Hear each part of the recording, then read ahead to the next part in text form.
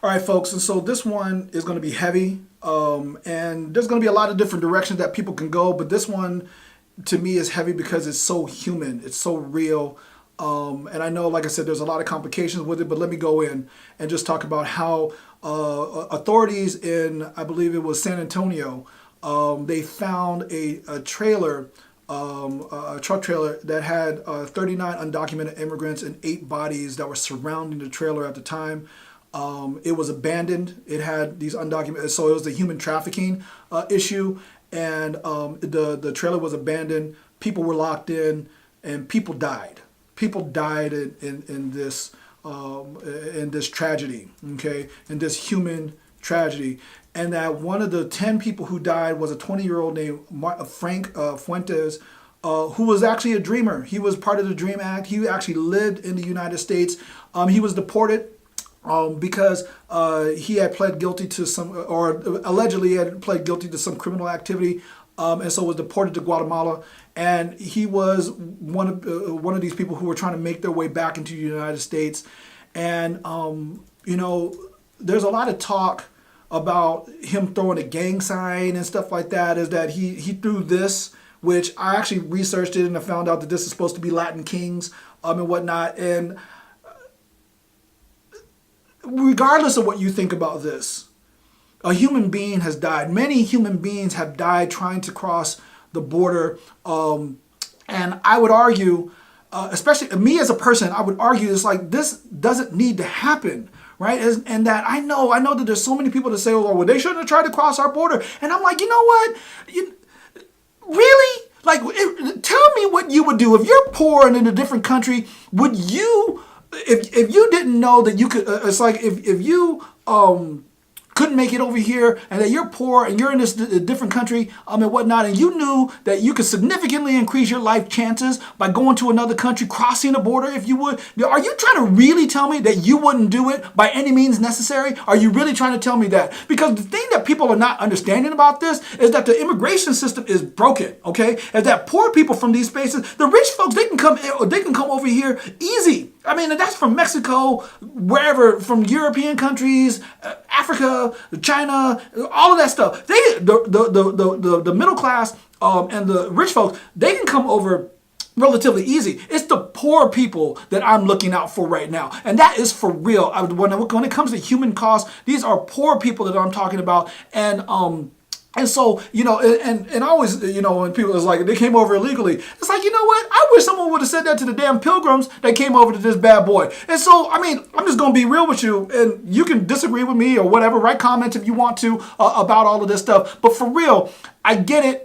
He might have been, it's like, I get it that this might, that this kid, he's a 20-year-old kid who doesn't make mistakes, right? I'm being dead serious. It's like, look, I'm going to tell you straight up, I am Dr. Bruce Hoskins. I got my PhD from USC. If I would have got arrested for some of the stuff that I did, maybe I'm not the person that winds up being in front of you today. But people make mistakes, people get caught, whatever, right? But when it comes to this broken immigration system, it's not that it's broken because it's letting in exactly who the United States wants. We want people's middle class. We want other countries' middle class folks. And this happened back in 1965, right? With the 1965 Immigration Act, which changed the parameters. And so it took away racial quotas and stuff like that, but it changed the parameters of who came over here to the United States. Because with the Statue of Liberty, it was talking about how, give me you're tired, you're poor, your huddled masses yearning to breathe free, which is breathe free, right? That is a completely ironic thing to be saying right now because of all those people who were in those trucks that couldn't breathe in order to get and died in that truck in order to try to get here, right? That's what the Statue of Liberty says. But they're saying that when immigration policies were actually favoring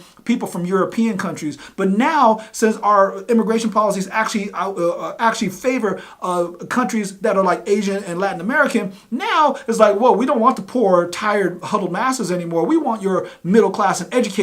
Right? And so those folks, like I said, they have no problem coming over here. It's the poor people that I'm actually really concerned about in this space. And so then And look, I'm going to tell you straight up. When someone throws, it's like, because I want to give Frank Fuentes the benefit of the doubt. And the reason why I want to do that is because the kid graduated high school and the kid was on his way to earning an associate's degree. And so then, that was all in the social media and stuff like that he was on his way. And so there's something that changed about him, whether he was throwing up a gang sign or not.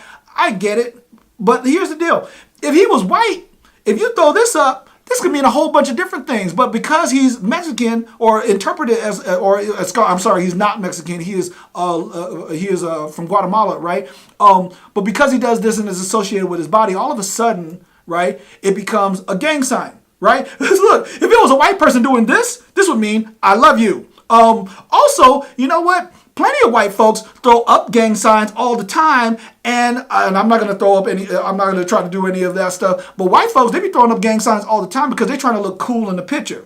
And so I'm just saying, why are we quick to assume that Frank Fuentes is actually an active gang member just for throwing up a gang sign? I'm being actually very for real here. I know he was arrested for a felony and stuff like that, but I'm just saying all this stuff sounds pretty sketchy to me, right?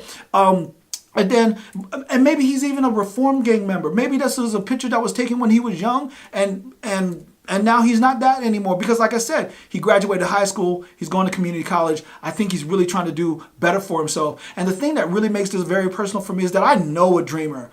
And that honestly, I wrote a poem about her. It's on my website. It's called Excellence, and it really talks. And this person, she's a dreamer. She failed my introduction to sociology class, but now she's actually in a master's degree for sociology. And so all I see when I see stuff like this is I just see human potential. Okay. And so then, anyway, this is running long for me, but I really just want people to just understand is that, when you're poor, there's no right way to survive. There's only survival. And until we empathize with that as people, because look, I was broke too. I'm middle class now, but I used to be broke. And so being poor is not the problem. Learning how to survive, that's the problem that we all have to face. And so anyway, leave your comments, your questions, do all of that. If you like what you're hearing, subscribe and share, and check me out at brucehoskins.com if you want to learn more about who I am and what I do. Peace, y'all.